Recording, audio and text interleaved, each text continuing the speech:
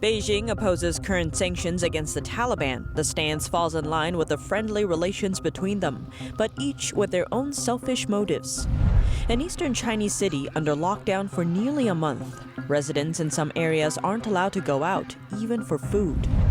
Military exercises seem to become an everyday routine in areas close to China.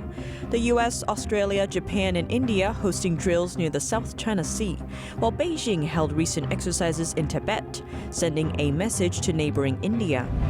And China's pork investment in South America sparks criticism. Argentine environmentalists launched a protest, opposing a possible deal with China to install mega pig farms.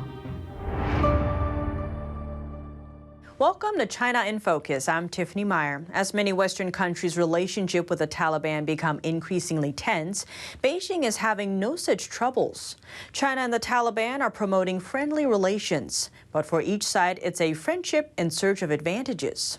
Right now, many countries around the world are busy withdrawing their citizens from Afghanistan, but Beijing isn't one of them. According to a spokeswoman for China's foreign ministry, Chinese people in Afghanistan had already returned home before the current situation came to a head. Chinese media report that back in early July, a China-bound evacuation airplane left Afghanistan with 210 Chinese citizens on board. It's unclear if other Chinese airplanes were used for the same purpose. Aside from evacuations, Beijing and the Taliban have both expressed desires for friendly relations. In particular, since the Taliban seized Kabul, Beijing has described the Taliban's takeover as the choice of the Afghan people, while the Taliban voiced hopes that Beijing would contribute to its rebuilding effort. Earlier this week, China's foreign ministry spokesman promised that Beijing would take on an active role in Afghanistan. He also opposed current sanctions on the Taliban, instead advising the international community to help promote a smooth power transition in Afghanistan. But those aren't the only comments coming out of China on the subject. Beijing has kept up a constant stream of criticism toward the U.S., all for what it described as abandoning Afghanistan amid the crisis, though there may be a practical reason for Beijing's stability concerns in Afghanistan. China's Xinjiang region shares an almost 50-mile border with Afghanistan.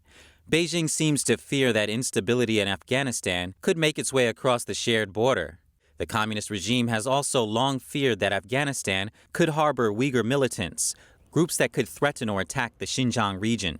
Last month, the Taliban promised never to allow any forces within its territory to engage in acts against China, but it remains to be seen how much control the group can exercise over the country. Analysts say that China-Taliban relations will in reality be more pragmatic in nature. That's compared to the friendliness portrayed by the media. A senior research fellow from the India-based USANAS Foundation, Frank Layberger, points out that the Taliban's main concern right now is cash flow, suggesting the new regime will be nice to China as long as Beijing foots the bill. Money is among the Taliban's most pressing challenges. That's because the U.S. has blocked its access to billions of dollars in Afghan federal reserves. Those funds are held in U.S. bank accounts, and the International Monetary Fund has also withheld $460 million in aid. An eastern Chinese city is under lockdown and has been for nearly a month. Residents aren't allowed to go out even for food. The rigid measures are triggering pushback among locals. Over 100 residents in Yangzhou City gathered at the gate of their neighborhood Sunday. They were trying to break through the gate to get some food. I didn't ask for meat. I didn't ask for oil. I didn't ask for shrimp. I didn't ask for quality of life. I'm asking to buy some rice for my family so I can go home and cook rice soup for our parents and children. To calm down the angry residents, the local officials promised free groceries would come the following day. But on the second day, the residents shared the pictures of what they received, saying they got only one potato or one eggplant. Yangzhou City in eastern China has been put under lockdown since the first local CCP virus case was confirmed more than a month ago. Some areas of the city allow one person from every household to go out for shopping, and this person can only go out every 3 days. Or residents can order food online, but in some other areas where virus cases had been detected, people are forbidden to leave home, nor can they order food online. They rely completely on deliveries from the authorities. One cannot buy groceries by themselves. Someone does the shopping for them. He tells the residents what groceries are available, but some foods, including fish and shrimp, are not available. A Yangzhou resident posted a video describing their life under lockdown. Drones are in the sky, volunteers downstairs, security guards at the gate, and policemen in the street. We are being tested for the virus every day. We look forward to the lifting of the lockdown every day. Without a special pass, even if you can get out of the gate of the community, you can't go far before you're captured by the police in the street. He adds that in the evening, people follow the contact tracing of confirmed cases, afraid of a coming bus to take them away for quarantine. He ridiculed the city's strict bans, saying there are only 2 cities in the world with such bans, Yangzhou and Kabul, Afghanistan's capital in chaos. A Chinese citizen this week asked his local government for permission to hold a protest. The demonstration would be against forced vaccinations for the CCP virus. But the police soon sought him out to have a talk. Chen Xiaofeng is from central China's Zhuzhou city. He wanted to hold an assembly, parade, and sit-in next Monday. Local police refused his application verbally, but they were not willing to give him a written reply. Chen told the Epoch Times that according to Chinese law, if the authorities don't give a written reply 2 days before the planned parade, that can't be considered consent, and people can proceed with the event as scheduled. Chen accuses the authorities of forcing people to get the shots and making them sign supposedly voluntary vaccination agreements. But after they sign, the authorities are free of responsibility for any troubles encountered after the vaccination. On Wednesday, local police sought Chen out to talk. He returned home later that day.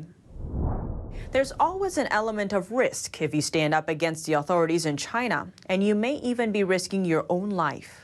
A video online is sparking fury among Chinese netizens. It shows a woman being kicked from behind at a police station. Her head hits the wall, and then she seems to lose consciousness. Her current situation is unknown.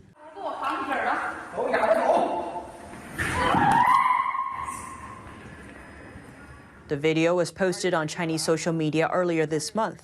The caption says the woman's name is Wang Lijun and that she was at a police station in the eastern coastal city of Weihai. It says she faced revenge from the police after she lodged a complaint against the director and party secretary of the district's police station. A netizen commented on the action, calling it barefaced murder.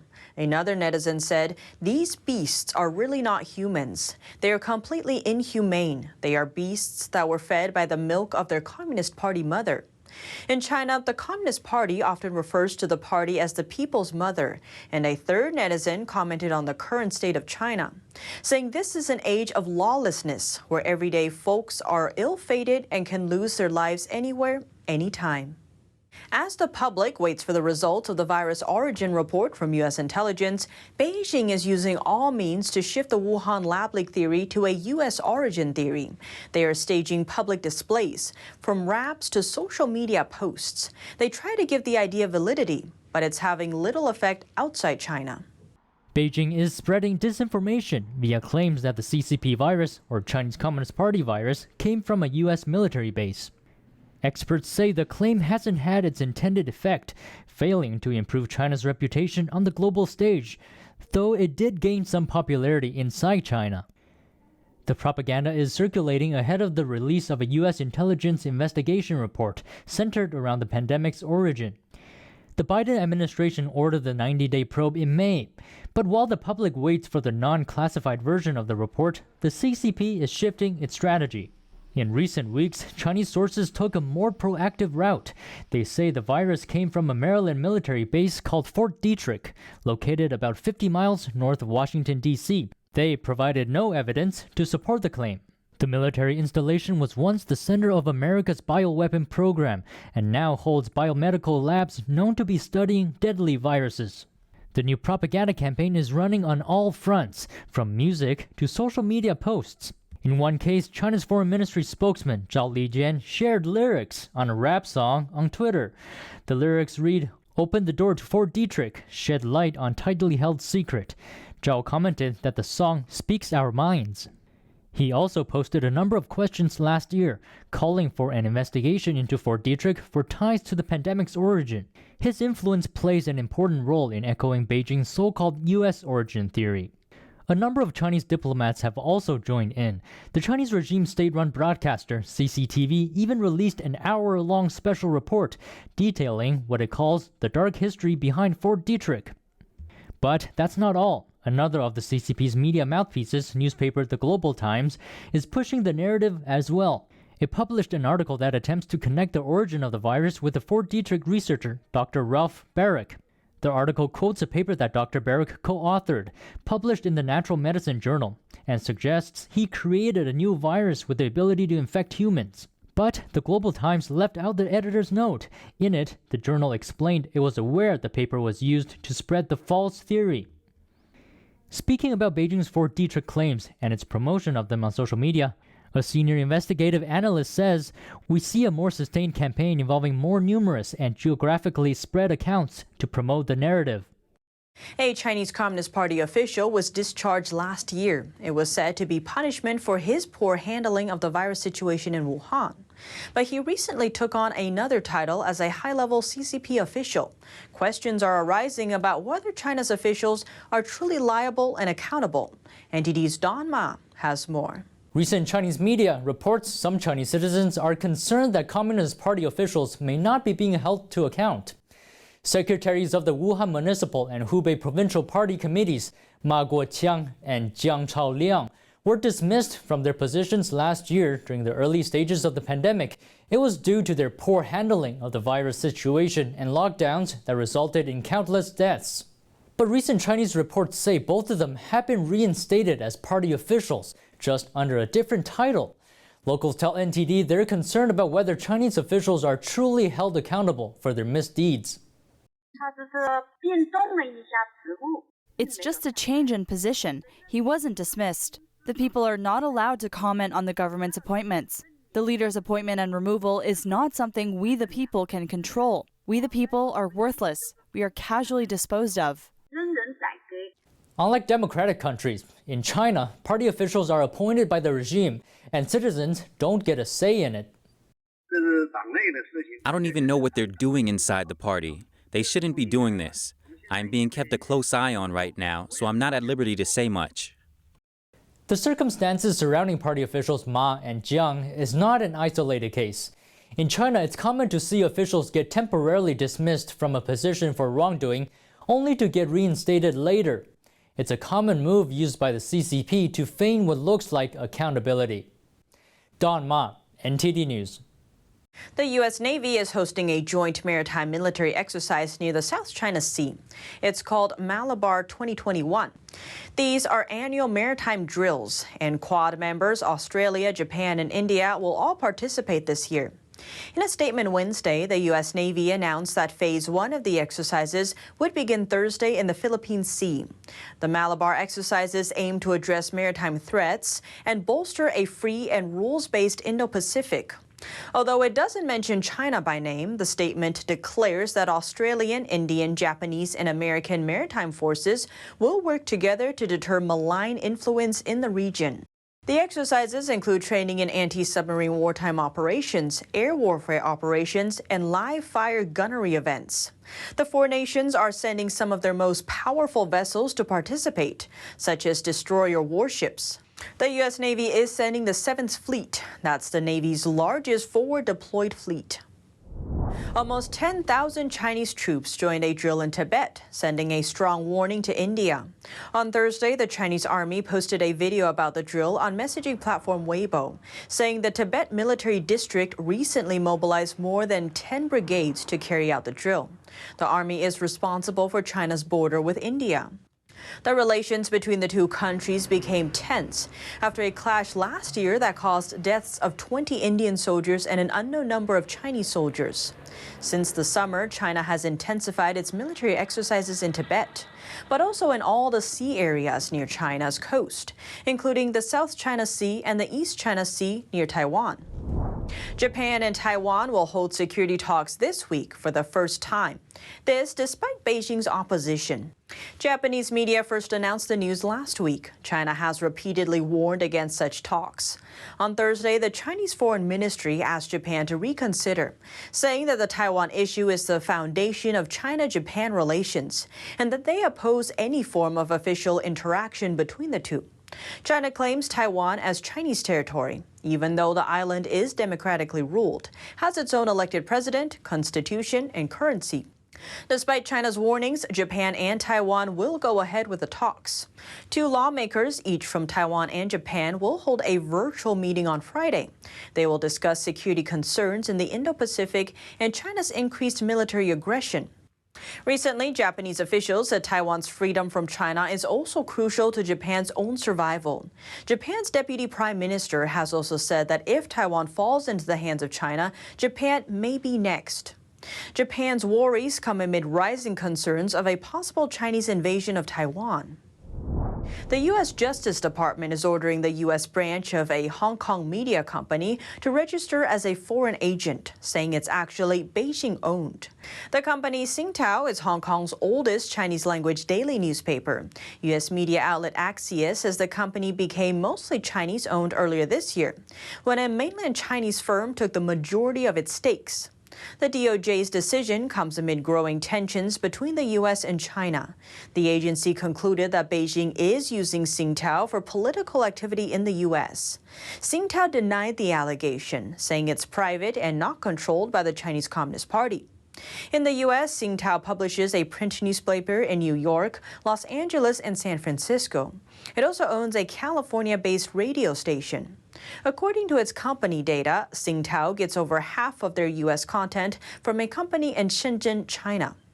According to the Center for Responsive Politics, Beijing has dramatically increased its spending on foreign agents in the past 5 years, especially in media influence operations. The Chinese regime has halted more than 40 companies from entering stock markets in Shanghai and Shenzhen. Regulators are investigating intermediary firms, including one of the country's biggest homegrown accounting companies. Chinese auditors are in the sights of the country's latest crackdown on accounting fraud. The Wall Street Journal reports that dozens of companies are having to put their fundraising plans on hold as regulators scrutinize firms. Companies using Ruihua certified public accountants are included in the investigations. Ruihua is China's second-largest homegrown accounting firm and is being probed for suspected violations of securities law. Other accountants are being investigated, including GP-certified public accountants. A probe starting in May determined they inflated Kangmei Pharmaceuticals' cash holding by more than $4 billion. Earlier this year, Kangmei Composite Material Group was found to have inflated profits over 4 years by $1.7 billion. They were a client of Ruihua's. Beijing said on Monday it will tighten scrutiny over accounting firms in a fight against financial forgery, vowing zero tolerance toward misconduct. Frank Xie, a business professor at the University of South Carolina, said that the CCP is actually the first perpetrator of fraud because the CCP itself is fraudulent in almost everything, and that the CCP is to blame for the fraud in China's economic figures. China's pork investment has sparked criticism in Argentina. On Wednesday, Argentine environmentalists launched a protest in Buenos Aires. They opposed a possible agreement with China to install mega pig farms in their country. Here's more. Dozens of Argentines protested in Buenos Aires Wednesday. They gathered to speak out against a possible deal with China, one that would boost industrial pig farms in the country. Activists wearing pig masks rallied in front of the Chinese embassy. Some held placards that read, "We reject the deal with China." There is the tremendous environmental toll because pigs pollute. They pollute underground water supplies. They pollute the environment. China's pig farm agreement aimed to double Argentina's pork output within 4 years. The country planned to sign the deal last year, but delayed it amid environmental concerns. Protesters said the deal would disrupt local water supplies, as much of the country is suffering from drought. Others were concerned about animal abuses and possible viruses contracted from pigs. We believe that we are a year and a half into the pandemic, and this brings a mega pandemic factory to our country. China has been plagued by African swine fever. The disease has forced the slaughter of millions of pigs within its borders. And that's all for today's China in Focus. Thanks for watching, and see you tomorrow.